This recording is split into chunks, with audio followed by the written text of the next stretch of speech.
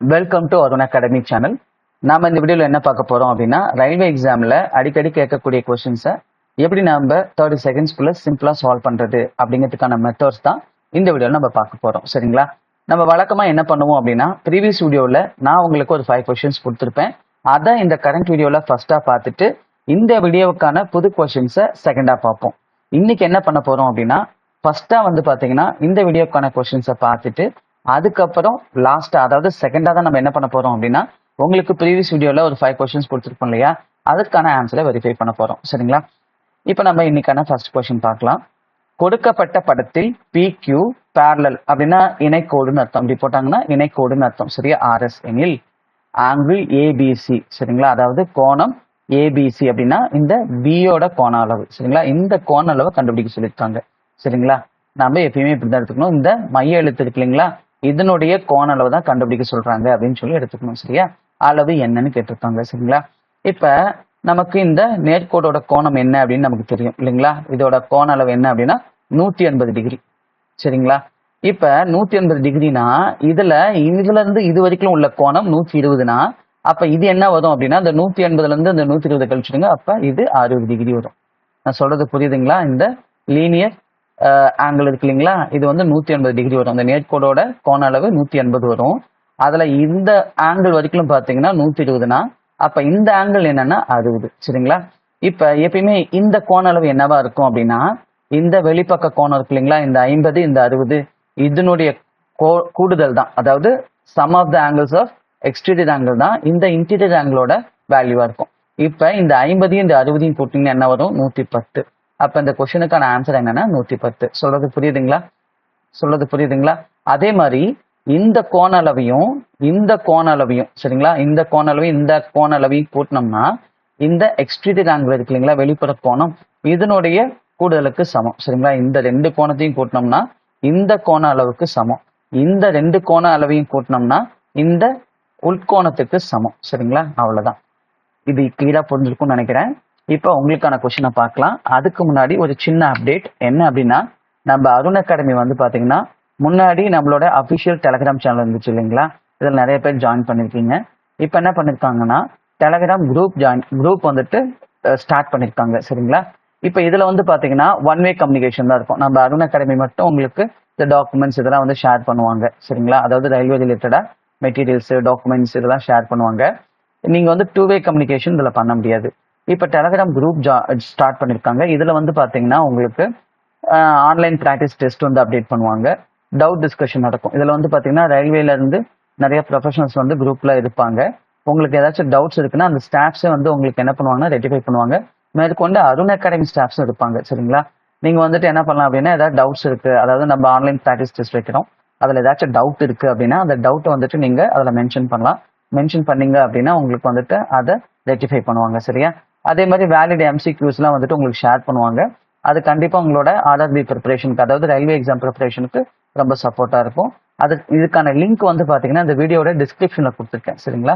நீங்க கிளிக் பண்ணி ஜாயின் பண்ணிக்கலாம். சரிங்களா? இதுலயும் நிறைய பேர் இருக்கீங்க. இது வந்து ஒன் வே கம்யூனிகேஷன் தான். சரியா? அருண் அகாடமியில வர போஸ்ட்டை மட்டும் தான் நீங்க என்ன பண்ண முடியும்னா பார்க்க முடியும், டவுன்லோட் பண்ணிக்க முடியும்.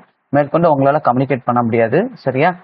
நீங்களும் கம்யூனிகேட் பண்ணணும் அப்படிங்கிறதுக்காக தான் என்ன பண்ணிருக்காங்க, டெலிகிராம் குரூப் வந்துட்டு ஸ்டார்ட் பண்ணிருக்காங்க. நீங்க இந்த லிங்கை கிளிக் பண்ணி, இந்த லிங்கோட பேர் என்ன அப்படின்னு பாத்தீங்கன்னா இதுதான். சரிங்களா?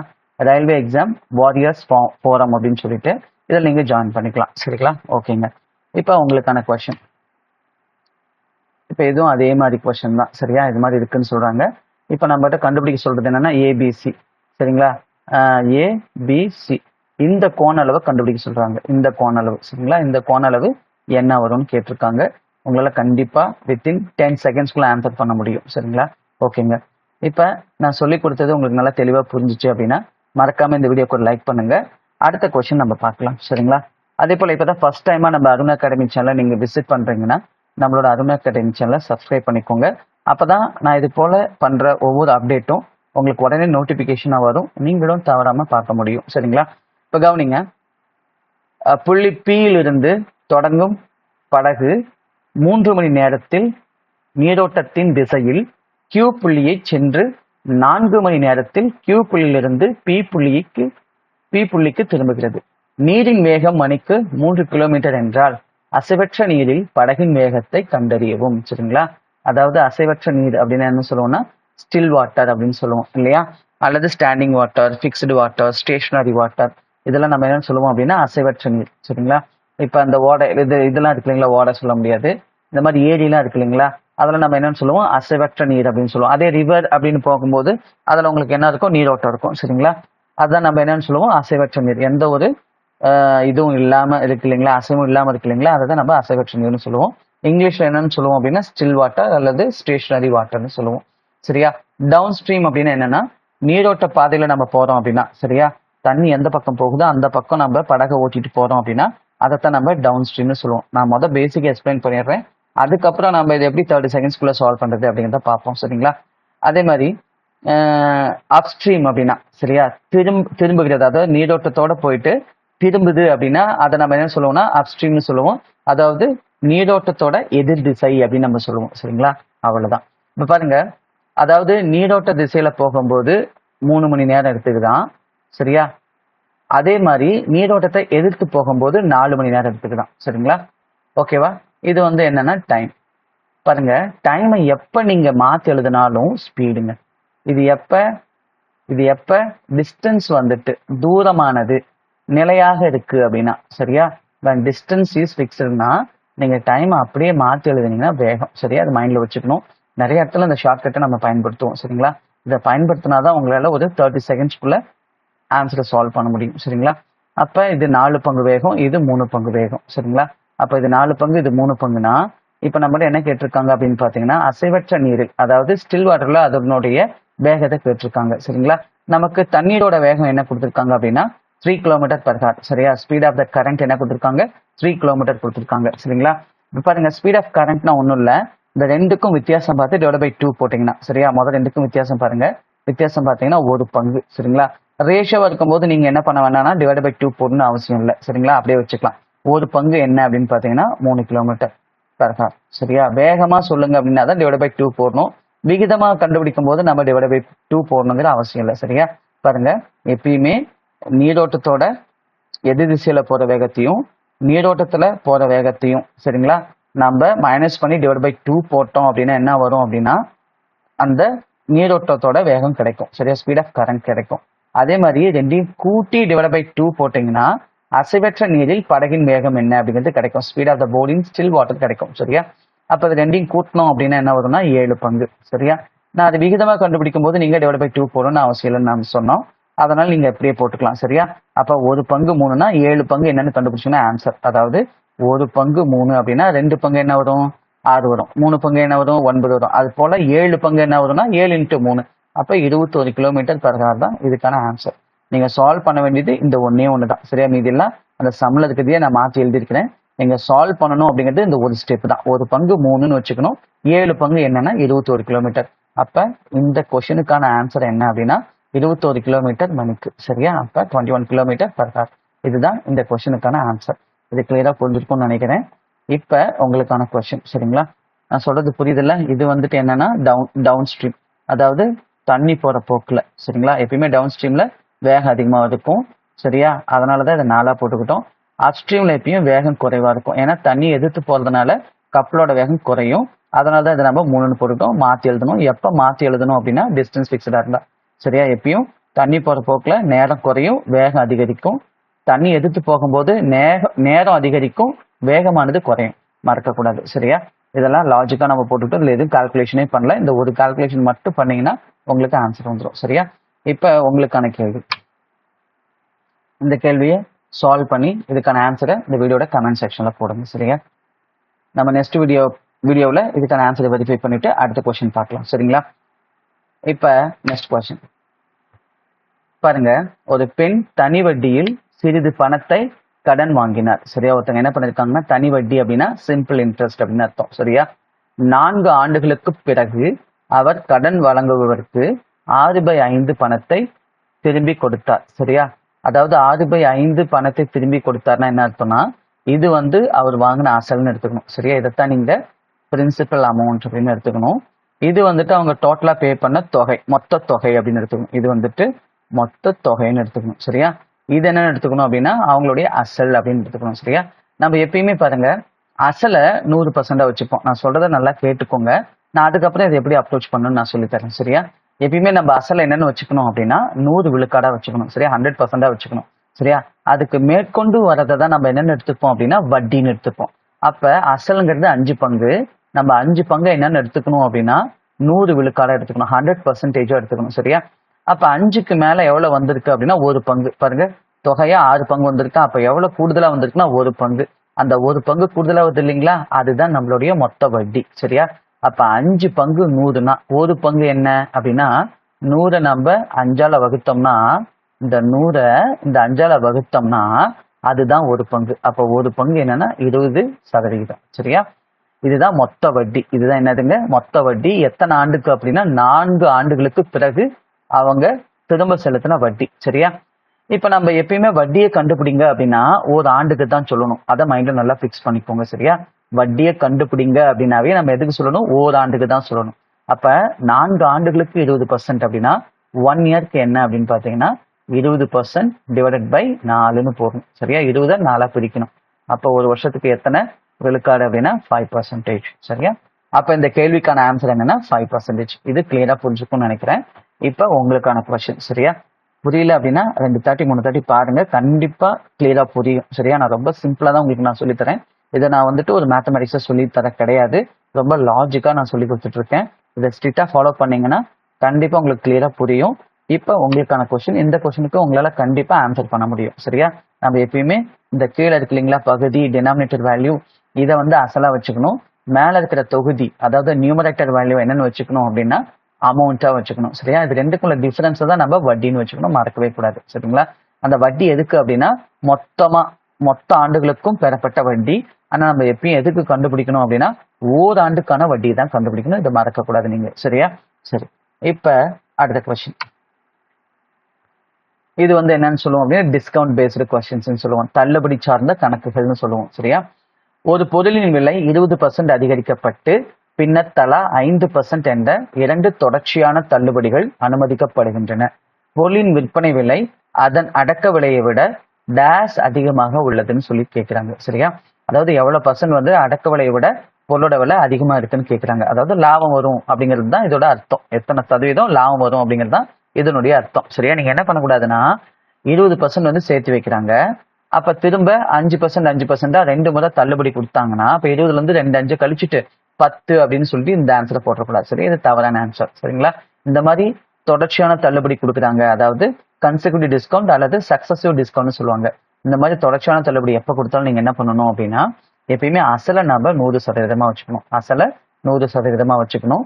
மேற்கொண்டு எவ்வளவு விலை அதிகரிக்கிறாருன்னா 20% அதிகரிக்கிறாரா இன்க்ரீஸ் பண்றாரா, அப்ப 100ஓட 20 நீங்க கூட்டிக்கணும். அப்ப 100ஓட நீங்க 20 கூட்டினீங்க அப்படின்னா எத்தனை பர்சன்ட் வரும்? 120% வரும். எப்படி 120 புரியுதுங்களா?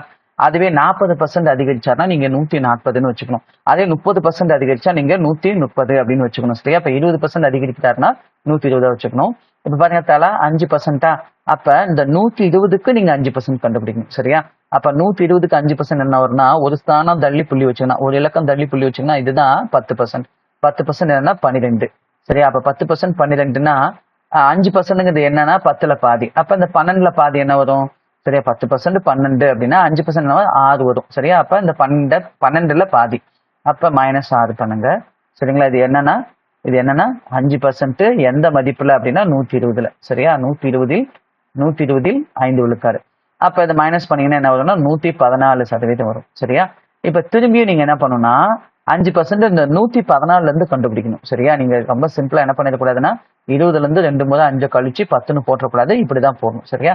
இப்ப 114 இருந்து திருப்பியும் நீங்க என்ன பண்ணா 5% எந்த மதிப்புல அப்படின்னா இப்ப இருக்கக்கூடிய 114ல இருந்து.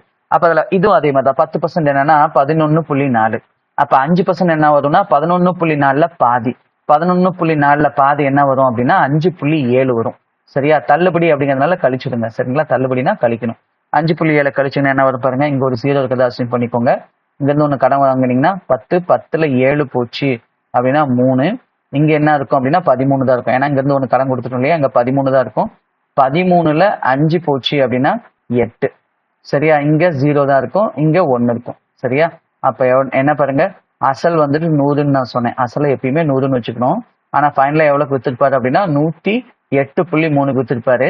அப்ப இவர் பெறப்பட்ட லாபம் என்ன அப்படின்னா 8.3%. சரியா? அப்ப எவ்வளவு வந்து பாத்தீங்கன்னா அதன் அடக்க விலையை விட 8.3% அதிகமாக உள்ளது அப்படிங்கிறது தான் இந்த கொஸ்டினுக்கான ஆன்சர். சொல்றது புரியுதுங்களா? இது கரெக்டா கால்குலேட் பண்ணுங்க.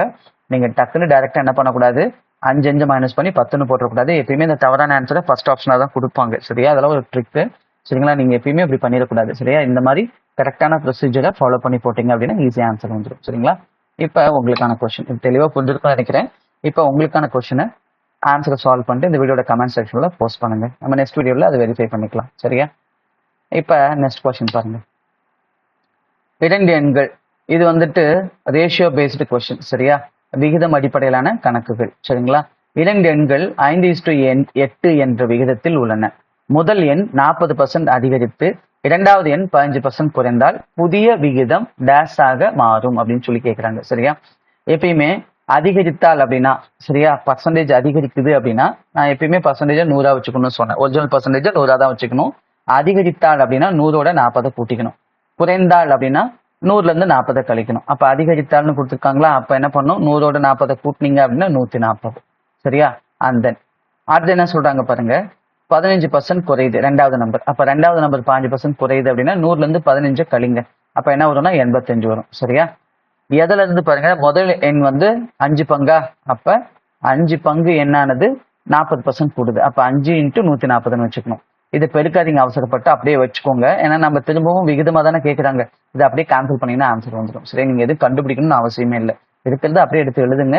இந்த 100 மட்டும் ஒவ்வொன்று கூட என்ன பண்ணீங்கன்னா கூட்டிக்கோங்க, குறைச்சிக்கோங்க. எப்ப 100ஓட கூட்டணும் அப்படின்னா அதிகரித்தால், எப்ப வந்து குறைக்கணும் அப்படின்னா குறைந்தால். சரியா? குறைந்தால்னு சொன்னா டிக்ரீஸ் பண்ணுங்க, அதிகரித்தால்னு சொன்னா இன்க்ரீஸ் பண்ணுங்க. சரியா?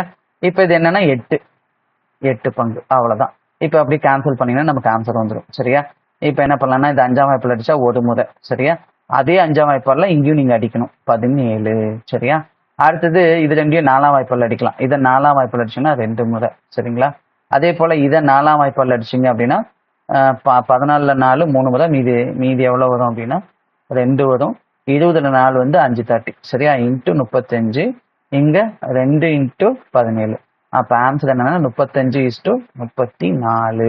அவ்வளவுதான் இந்த கொஸ்டினுக்கான ஆன்சர். சரியா? இப்ப பாருங்க, இதுக்கான ஆன்சர் என்ன அப்படின்னா இந்த ஃபர்ஸ்ட் ஆப்ஷன் 35:34. சரிங்களா? இப்ப உங்களுக்கான கொஸ்டின். சரிங்களா? பாருங்க, அவசரப்பட்டு இது பெருக்கி டைம் வேஸ்ட் பண்ணிடக்கூடாது. சரியா? வாய்ப்பாடு மட்டும் தெரிஞ்சிச்சு அப்படின்னா நான் சொல்லித்தர ஷார்ட்கட்டை வச்சு உங்களால கண்டிப்பா 30 செகண்ட்ஸ்க்குள்ள எல்லா கொஸ்டினுமே சால்வ் பண்ண முடியும். சரிங்களா? சரி, கவனிங்க. இப்ப அடுத்த கொஸ்டின் பாருங்க. இது உங்களுக்கான கொஸ்டின் கொஞ்சம் பெருசா இருக்கும். சரி, ரொம்ப ஈஸி தான். சரியா? நான் சொன்ன மாதிரி அதிகரித்தால் அப்படின்னா அந்த 100ஓட அதை கூட்டிக்கோங்க. சரிங்களா? அதே மாதிரி எங்கேயாச்சும் குறையுது அப்படின்னு சொன்னாங்கன்னா, டிக்ரீஸ் ஆகுது அப்படின்னு சொன்னாங்கன்னா மைனஸ் பண்ணணும். சரியா? இன்க்ரீஸ் ஆகுதுன்னா பிளஸ் பண்ணணும், டிக்ரீஸ் ஆகுதுன்னா மைனஸ் பண்ணணும். அவசரப்பட்டு பெரிய கேன்சல் போட்டுறாதீங்க, கேன்சல் பண்ணுங்க. ஏன்னா நமக்கு திரும்பவும் விகிதமா தான் கேட்டிருக்காங்க இல்லையா? எல்லா ஆப்ஷனும் பாருங்க விகிதமா தான் இருக்கு. நீங்க அவசரப்பட்டு என்ன பண்ணுவாங்கன்னா பெருக்கி டைம் வேஸ்ட் பண்ணிடாதீங்க. சரியா? மல்டிபிள் பண்ணீங்கன்னா உங்களால அந்த டைம்குள்ள அதுல வர கொஸ்டின்ஸை அட்டன் பண்ண முடியாது. சரியா? இப்ப நம்ம என்ன பண்ண போறோம் அப்படின்னா, ப்ரீவியஸ் வீடியோல உங்களுக்கு ஒரு சில கொஸ்டின்ஸ் கொடுத்துருப்பேன். இதை நான் டீட்டெயிலா உங்களுக்கு எக்ஸ்பிளைன் பண்ணிருப்பேன். இப்பதான் ஃபர்ஸ்ட் டைம் அந்த வீடியோவில் இந்த கொஸ்டினை பாக்குறீங்க அப்படின்னா நீங்க ப்ரீவியஸ் வீடியோ பார்த்துட்டு அதுக்கப்புறம் இந்த வீடியோல இருக்கிற கொஸ்டினை, நான் இப்ப சொல்லி தர கொஸ்டினை பாத்தீங்க அப்படின்னா உங்களால ஈஸியா ஃபாலோ பண்ண முடியும். சரியா? இல்லைன்னா கொஞ்சம் டிஃபிகல்ட்டா இருக்கும். சரியா? இப்ப இதுக்கு நான் என்ன ஷார்ட்கட் சொல்லியிருப்பேன் அப்படின்னு பாத்தீங்கன்னா, இந்த 28 இந்த 12. சரியா? முன்னாடி 28% அதோடைய அந்த பொருளோட விலை அதிகரிச்சிச்சு. ஆனா அவர் வந்துட்டு எவ்வளவுதான் அதோட செலவணித்த கூட்டாருன்னா 12%. அப்ப இன்னும் எவ்வளவு அவரை கூட்ட வேண்டியது இருக்கு அப்படின்னு பாத்தீங்கன்னா 16%. சரியா? இப்ப விலை என்னவா இருக்கு அப்படின்னா 128%. சரியா?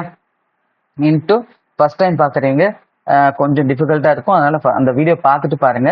இல்லைன்னா நீங்க கண்டிப்பா கமெண்ட்ல சார் நிறைய டீட்டெயில் எங்களுக்கு புரியல, நீங்க ரொம்ப வேகமா போயிட்டீங்க அப்படின்னு கமெண்ட் சொல்றதுக்கு வாய்ப்பு இருக்கு. அதனால ப்ளீஸ் வீடியோ பார்த்துட்டு வந்து இதை பாருங்க. அப்ப இதை அடிச்சீங்கன்னா 1 பங்கு, இதை அடிச்சீங்கன்னா 16 அடிச்சீங்கன்னா 8 பங்கு, இது அடிச்சீங்கன்னா 12.5%. சரியா?